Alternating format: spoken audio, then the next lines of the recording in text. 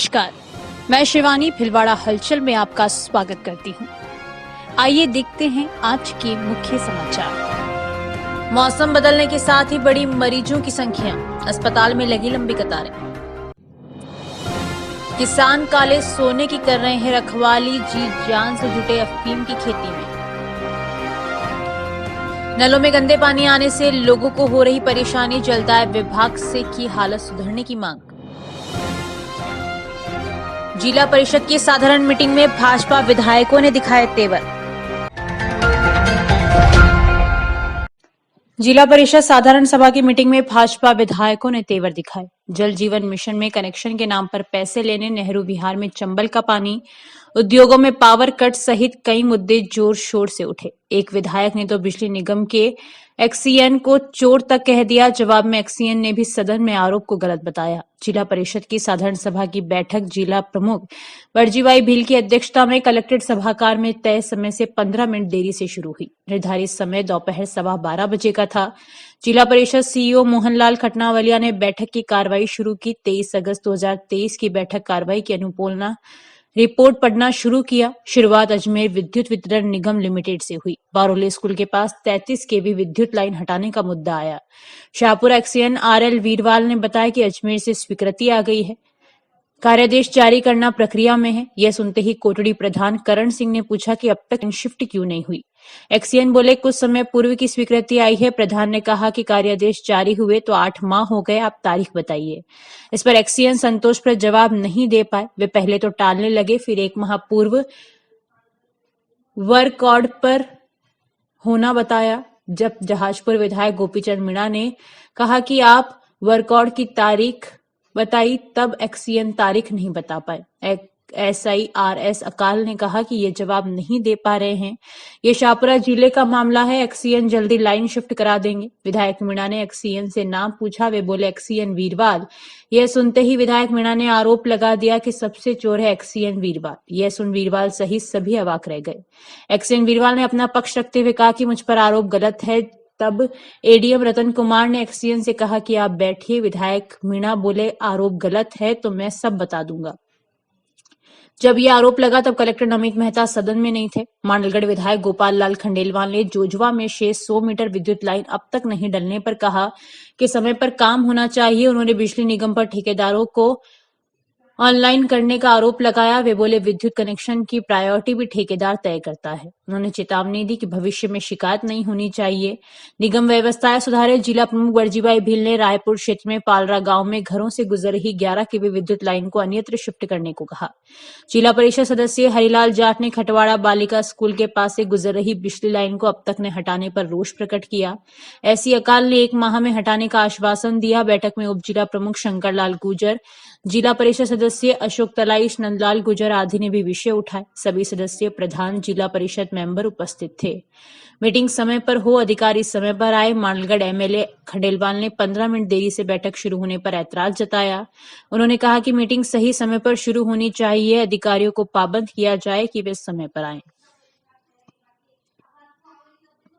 तो ये आप अगर आपके कोई कम से कम वापस रिफंड होने का सरकार के खाते में जमा व्यक्तिगत वादी के जेब में पड़ा पैसा। एमएलए साहब जैसे अपने सर ग्राम पंचायत में सरपंच ने पैसे लिए हैं और ग्राम पंचायत अकाउंट में नहीं जमा कराए, ना इस समिति में कराए पैसे, ना पीएचडी के विभाग में जमा कराए। 20-20, 15-15 लाख वसूल लिया उन्होंने।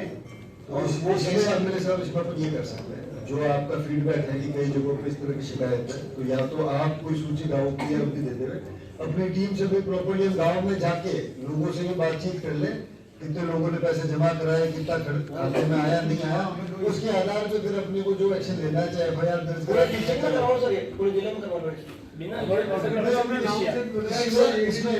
करा। वस्त नगरी भिलवाड़ा में मौसम का मिजाज बदलने के साथ ही यहां के सबसे बड़े महात्मा गांधी अस्पताल में मरीजों की लाइन भी लंबी होने लगी है। अस्पताल स्टाफ की मानते आम दिनों से आज 3 दिन से 4 गुना मरीज ज्यादा पहुंचे। इसके चलते आउटडोर में डॉक्टर्स चैम्बर्स के बाहर मरीजों की लंबी लाइनें नजर आई। अस्पताल पहुंचने वाले मरीजों में ज्यादातर मरीज बुखार, सर्दी, जुकाम व खांसी से पीड़ित थे। मरीजों की संख्या बढ़ने पर ECG, x-ray, blood sample collection centre पर भी लंबी लाइनों के रूप में देखा गया। ऐसे में मरीजों को रोगी पर्ची प्राप्त करने से लेकर डॉक्टर्स को दिखाने तक के लिए कड़ी मशक्कत करने के साथ ही परेशानियों का सामना भी करना पड़ा। बता दें कि मौसम में अचानक बदलाव आ गया है। सुबह शाम जहां सर्दी का असर देखने को मिल रहा है, वहीं दोपहर में गर्मी का एहसास होने लगा है। इसी बदलाव के चलते लोग मौसमी बीमारी की चपेट में आ रहे हैं।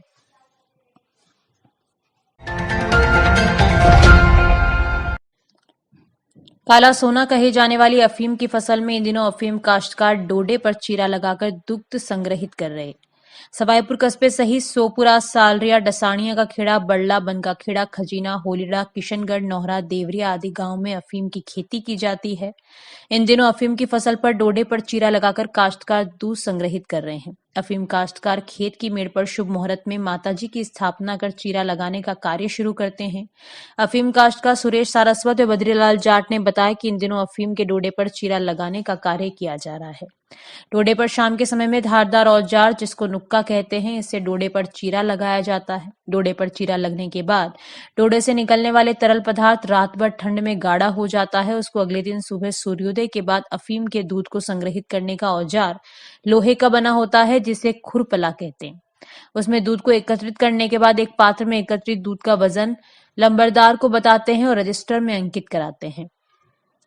अफीम काश्तकार सुरेश सारस्वत ने बताया कि अफीम की खेती के लिए किसान लुवाई चिराई का कार्य 2 पारियों में करते हैं। किसान दोपहर के बाद डोडे पर चीरा लगाने का कार्य करता है तो ठीक उसके अगले दिन सूर्योदय के साथ ही डोडे पर आए हुए दूध को एकत्रित करता है। इस कार्य को करने के लिए किसान आसपास के मजदूरों को काम पर रखता है, जो इस कार्य में निपुण होते हैं। वहीं लुवाई व चिराई करते समय मजदूर बिना जूते चप्पल पहने नंगे पैर खेत में काम करते हैं। डोडे पर चीरा लगाते समय मजदूर उल्टे पैर चलते हैं। अफीम काश्तकार बद्रीलाल जाट बताते हैं कि किसान फसल की सुरक्षा को लेकर खेतों पर झुग्गी झोपड़ियां बनाकर परिवार के सदस्य के साथ फसल की रखवाली कर रहे हैं। अफीम की खेती के ऊपर जाली लगाने के साथ ही चारों तरफ कपड़ा, तिरपाल या मैटी लगाकर सुरक्षा करते हैं। वहीं गर्म हवा व सर्द हवा से बचने के लिए अफीम की फसल के चारों तरफ मक्के की फसल बोई करते हैं। भिलवाड़ा हलचल के लिए सामर वैष्णव की रिपोर्ट। सवाईपुर क्षेत्र के अफीम जो काश्तकार है उनके खेतों पर आए हैं और हमने जो अफीम की फसल है वो देखी है। किस प्रकार जो अफीम की फसल है वो इस समय जो चीरा लगाने और दूध जो संग्रहित करने का है वो कार्य किया जा रहा है। आप देख पा रहे हैं कि जो अफीम के जो खेतों के ऊपर है, जो मजदूर और किसान परिवार है वो इस सुबह के समय है जो डोडे के ऊपर जो दूध है उसको संग्रहित कर रहे हैं। एक खुरपला जो आता है लोहे का औजार, उसमें लेकर इस दूध को संग्रहित करते हैं। वही शाम का जो समय होता है दोपहर बाद, उस टाइम है जो इस डोडे के ऊपर जो नुकीले औजार से है वो चीरा लगाया जाता है और जो रात भर है जो दूध है वो तरल पदार्थ वो घाटा होकर डोडे के ऊपर जम जाता है। और ये है जो आप देख रहे हैं कि किस प्रकार जो डोडे के ऊपर है वो चीरा लगाकर जो दूध है वो संग्रहित किया जाता है। और आज हम क्षेत्र के विभिन्न किसानों के खेतों पर गए और उनसे उनके बारे में जानकारी ली और आज हम जो ये काश्तकार है उनसे जानकारी लेंगे कि किस प्रकार है जो वो इस अफीम की फसल है उसकी बुआई करते हैं और बुआई से लेकर किस प्रकार का जो कार्य किया जाता है। राम राम साहब,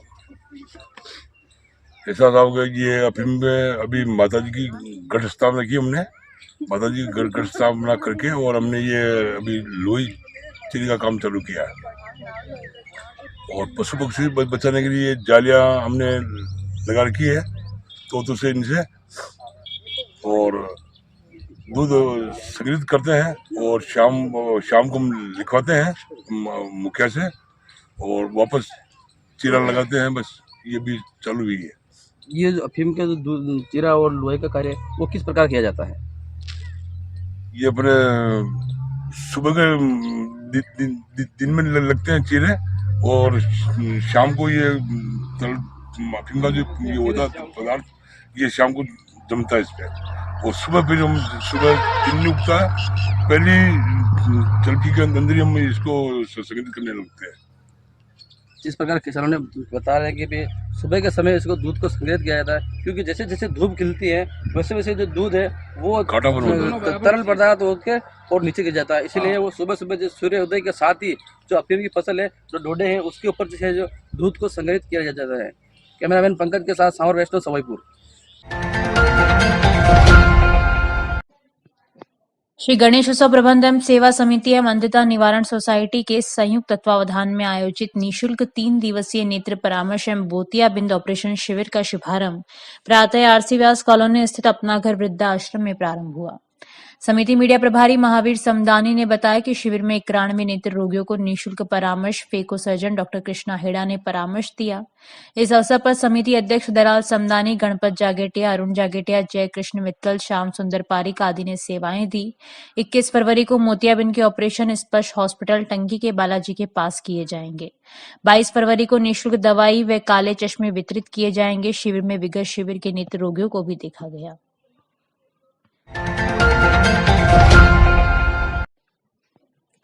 भिलवाड़ा के आजाद नगर के 20 सेक्टर में लोगों को सीवरेज कंपनी सप्लाई किए जाने से उन्हें नहाने धोने के साथ ही पीने के पानी के लिए परेशान होना पड़ रहा है। आप देखिए नलों में कैसा पानी आ रहा है। नलों में जो पानी आ रहा है वह मटमैला और झाग युक्त है। क्षेत्र के रहने वाले गोविंद ने बताया कि पिछले 10 दिनों से आजाद नगर के 20 सेक्टर में नल में जो पानी सप्लाई किया जा रहा है वह सीवरेज का है। इस पानी से नहा भी नहीं सकते। ऐसे में लोगों को नहाने और पीने के लिए हैंडपंप का सहारा लेना पड़ रहा है। इस क्षेत्र के 50 मकान में ऐसे ही पानी सप्लाई हो रहा है। लोगों ने जलदाय विभाग से व्यवस्था सुधारने की मांग की है।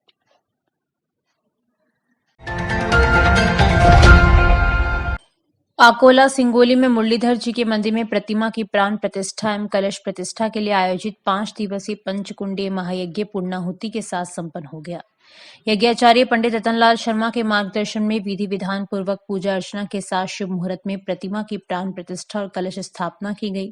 भगवान के जयकारों के उद्घोष से वातावरण गुंजायमान हो गया। स्वर्ण कलश की बोली कल्याणमल जाट के नाम पर 1,95,000 रुपए में छूटी। सोमवार को सिंगोली चारभुजा मंदिर से भगवान के बेवाण को शोभा यात्रा के साथ लाया गया। मुरली जी की प्राण प्रतिष्ठा और कलश स्थापना के समय मांडलगढ़ के पूर्व विधायक प्रदीप कुमार सिंह, भारत सिंह आदि मौजूद रहे। रमेश चंद्र डाट की रिपोर्ट।